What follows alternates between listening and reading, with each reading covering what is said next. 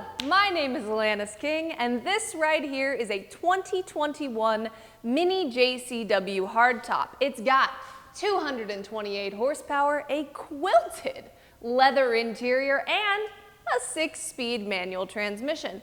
Because we live in an era of 300 horsepower hot hatches, I feel like this enthusiast car doesn't get quite the love or attention it deserves, and I can't wait to show it to you today. But first, if you love quirky, modern, and affordable manual transmission cars, this Mini JCW Hardtop is now available on Cars and Bids. If you want to check out more photos, see the full spec list, or maybe even bid on it, you can check out the link in the description of this video. Before we get to this Mini JCW, let's talk about how it came to be. JCW stands for John Cooper Works, which is Mini's performance sub-brand. A lot of automakers have brands like JCW as an ode to their racing history, and Mini's racing history in particular existed before Mini Coopers even did. Charles Cooper and his son John founded the Cooper Car Company in 1946. Back then, they built single-seat Formula 3 cars and Formula 1 cars, and Cooper F1 driver Jack Brabham won the championship twice in a row in 1959 and 1960. The first official F1 race happened in 1950, so Cooper was one of the really early successes in the sport.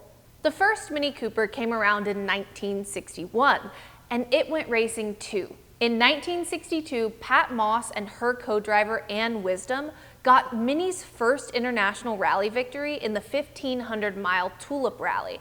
Moss was a horseback rider, driver, and the younger sister of F1 driver Sterling Moss, and Wisdom was a fellow driver and navigator.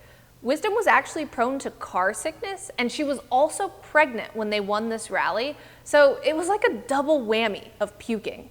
Mini also won the Monte Carlo Rally in 1964, 1965, and 1967. Mini's had a long racing history since, and John Cooper Works models are meant to honor that history with sporty little street cars like this one. BMW acquired the brand rights to John Cooper Works in 2007, and the first Mini JCW models came out in 2008. They were called the Mini John Cooper Works and the Mini John Cooper Works Clubman, and they each had a 1.6-liter 4-cylinder engine with a twin-scroll turbocharger. They both made 211 horsepower. Let's fast forward 13 years to this guy, the 2021 Mini JCW Hardtop, which actually isn't that much more powerful than those original JCWs from 2008. This car makes 228 horsepower from a 2-liter turbo, and buyers could choose between an 8-speed automatic and a 6-speed manual transmission like this car has. Now, this car does take premium gas, but it gets 33 miles per gallon on the highway and 27 combined. The power goes to the front wheels, and compared to a non-JCW car, this guy has Brembo brakes, an electronic front locking differential, and a stiffer suspension. And that suspension was honestly one of the main complaints when this car came out. A lot of reviewers said the stiffness made the ride choppy, but this guy has an optional feature called dynamic damper control, and I'm told that makes the ride a lot better. Something I really love about this car is that it looks tiny and mighty and ready for adventure. I think the cladding right here looks really tasteful, and the red in the John Cooper Works logos matches very well with Mini's iconic Union Jack taillights. Minis like this also feel really timeless because the styling of this car stays very true to those original Mini Coopers from the 1960s. Balancing timelessness and quirkiness and modern usability is not an easy thing to do, but I feel like Mini does it pretty well. Another cute but temporary, if you want it to be, feature of this Mini JCW is this little bumper sticker that says, "Honk if you're just trying to be a good person."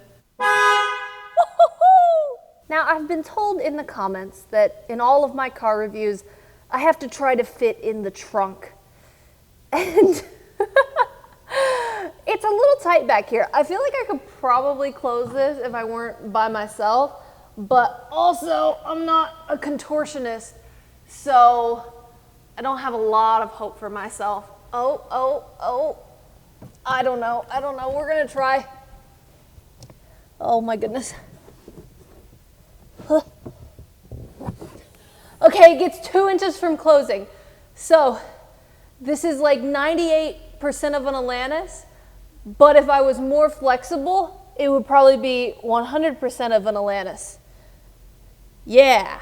If you thought Mini's racing history was interesting, wait until you see the interior of this car. It is so fun. I am sitting on brown diamond quilted leather, and it is held up really well over the years. Like, it looks nice. And that matches the subtle diamond quilting in the floor mats. There's this beautiful silver striping on the dashboard, which matches the striped stitching on the steering wheel and the striped wings on the Mini logo. We also have striping on the pedals, and you'll notice that the gas pedal is the same surfboard shape as the John Cooper Works logo. So we have quilts and stripes, and our last big interior element is circles. I have circular air vents, circular buttons, circular switches I can flip and pretend like I'm on the grid for a car race. And I also have a circular driver instrument cluster that's digital but looks really cool.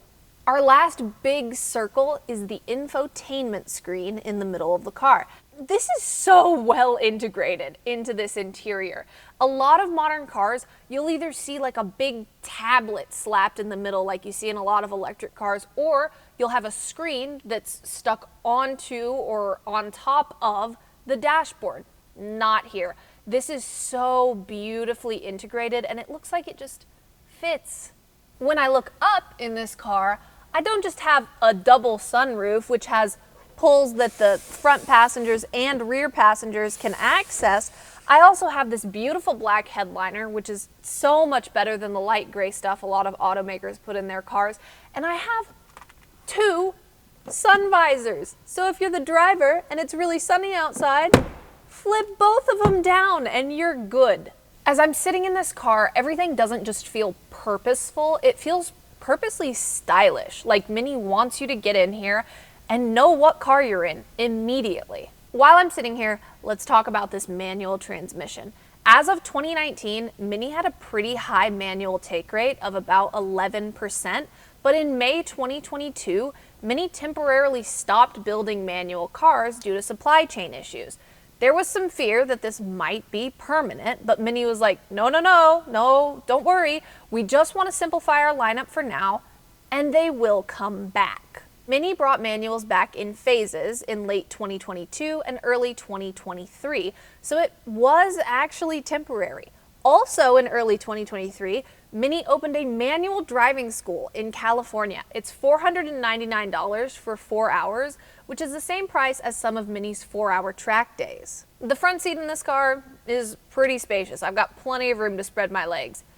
I'm looking at the back seat though. It looks a little more cramped. We'll try it out. You know, it's honestly not that bad back here. I fit just fine. So we are in the Mini JCW Hardtop, and oh, I love this car. This is so fun. There's no like really harsh clutch catch point. Like, it's extremely smooth.